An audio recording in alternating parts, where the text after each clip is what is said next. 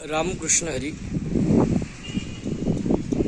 आज महत्त्वाच्या गोष्टीवर चर्चा. भक्त शिरोमणी संत नामदेव महाराजांच्या समाधी सोहळ्याच्या विषयावर. कॅलेंडरवर जर पाहिलं तर भक्त शिरोमणी नामदेवरायांचा समाधी सोहळा हा 10 तारखेला म्हणजे 10 ऑगस्टला लिहिलेला आहे. याबद्दल अनेक वारकऱ्यांच्या अंतःकरणामध्ये संभ्रम आहे.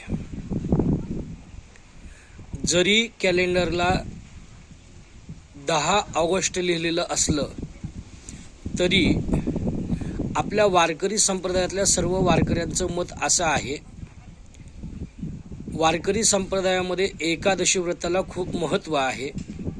एकादशी व्रत हे त्रैदिनी आहे.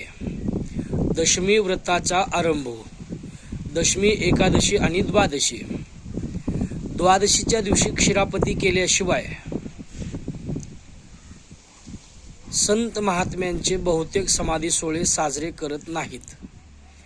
ज्ञानोबारांच्या समाधी सोहळ्याबद्दल अनेक वेळेला द्वादशी ही नोंद कॅलेंडरला होती, पण सर्व वारकऱ्यांचा फडकऱ्यांचा विचार विनिमय घेऊन ज्ञानेश्वर महाराज संस्थानने संत ज्ञानोबारांचा समाधी सोहळा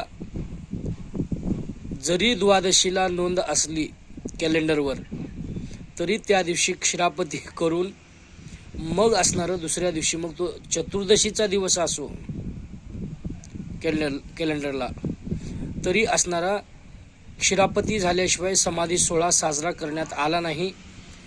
आत्तापर्यंत इतिहासामध्ये अनेक वेळा असणारं आपल्या पाहण्यात आहे.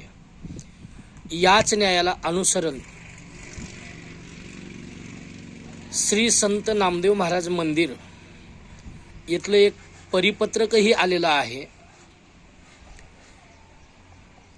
8 तारखेला दशमी, 9 तारखेला एकादशी, 10 तारखेला द्वादशी क्षीरापती करायची आणि 11 ऑगस्ट या दिवशी संत शिरोमणी पांडुरंगाचे लढिवाळ भक्त श्री संत नामदेव महाराज यांचा समाधी सोहळा उत्सव साजरा करायचा. आपल्या सर्वांना माहिती असावी म्हणून मी ही व्हिडिओ आज करीत आहे.